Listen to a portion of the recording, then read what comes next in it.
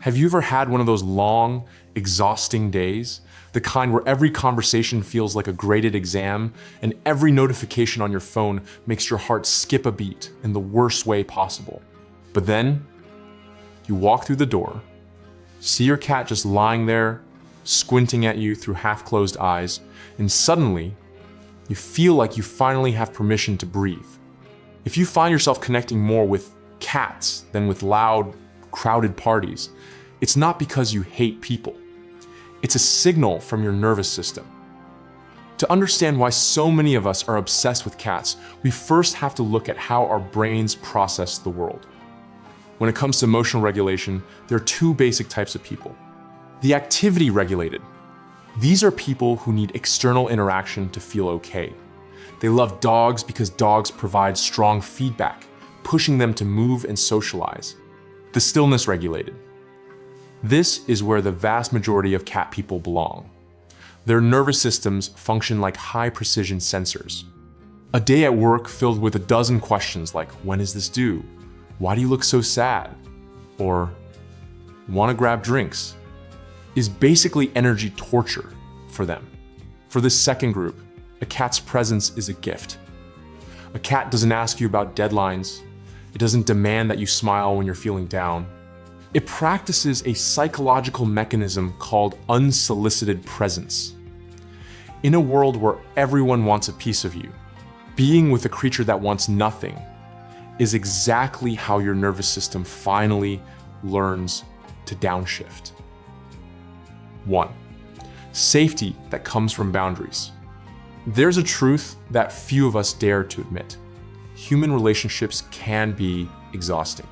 We're constantly trying to read the room, worrying if we've said the wrong thing, or feeling guilty when we can't match someone else's level of enthusiasm. But cats? They teach us a concept that is absolutely vital in psychology: consent. When a cat approaches you, it's because it wants to, not because it feels obligated. And when it walks away, it doesn't owe you an explanation or an apology. For anyone who has ever dealt with violated personal boundaries or spent years being a people pleaser, a cat's behavior feels like absolute safety. You love cats because you know this intimacy is voluntary. There's no manipulation and zero pressure to perform just to be worthy of love. 2. The purr and nature's sound therapy. Let's talk a little science, but let's keep it simple. Have you ever wondered why a cat's purr has such a powerful, soothing effect? The frequency of a cat's purr typically falls between 25 and 150 hertz. In physical therapy, these exact frequencies have been proven to help heal bones, reduce inflammation, and most importantly, slow down a human's heart rate. But on a psychological level, that purr acts as a form of biological white noise. It fills the silence without being a distraction. It's like a silent reassurance, whispering, everything is okay. There is no danger here. When you're sitting at work with a tiny vibrating ball of fur next to you, your brain automatically switches from defense mode to creative mode. This is exactly why so many writers, artists, and programmers are die-hard cat lovers. They don't need a companion to talk to. They need a companion to be silent with. 3. Baby schema and the protective instinct. Have you ever looked at a cat and just felt the urge to go, "Aw"? Biologists call this the baby schema. Cats have large eyes, broad foreheads, and round faces features that essentially trick our brains into seeing them as infants. However, here's the key psychological difference. Raising a real human baby comes with massive responsibility and pure exhaustion. But caring for a feline baby offers the reward of nurturing without the total burnout.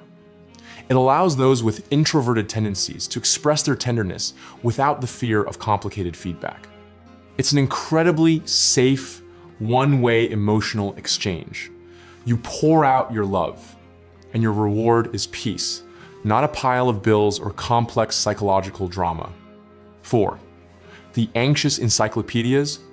There's a pretty fascinating study showing that cat owners often score higher on intelligence tests and openness to new experiences.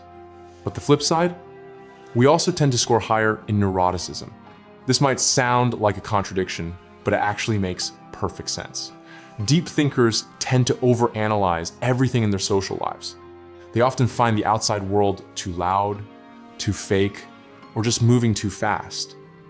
A cat, with its slow pace and don't care attitude, becomes an anchor that keeps them grounded in the present. A cat doesn't worry about tomorrow. A cat doesn't regret missing that cockroach yesterday by just being around them. Intelligent but anxious people learn the art of just being. It's a masterclass in mindfulness without the need for any expensive meditation retreats. Conclusion. In a culture that constantly idolizes hustle, extroversion, and the need to be essential to everyone, choosing to love an independent creature like a cat is actually a quiet revolution. We don't love cats because we're lonely. We love them because we value a higher level of connection. A connection based on choice, not dependency. A cat stays with you because it wants to be there, not because it can't open its own can of food, though, let's be honest, sometimes that's the only reason. So, the next time someone calls you a crazy cat person or a loner, just smile. You're not lonely. You simply possess a nervous system sophisticated enough to understand that the pinnacle of communication is sometimes just sitting together in silence. And that tiny rhythmic purr, that might just be the happiest sound in the world. Do you feel your nervous system reset every time you're with your cat? Drop your story in the comments below. DeepShift would love to hear from you. And don't forget to hit like and subscribe as we continue to decode the hidden corners of the human mind.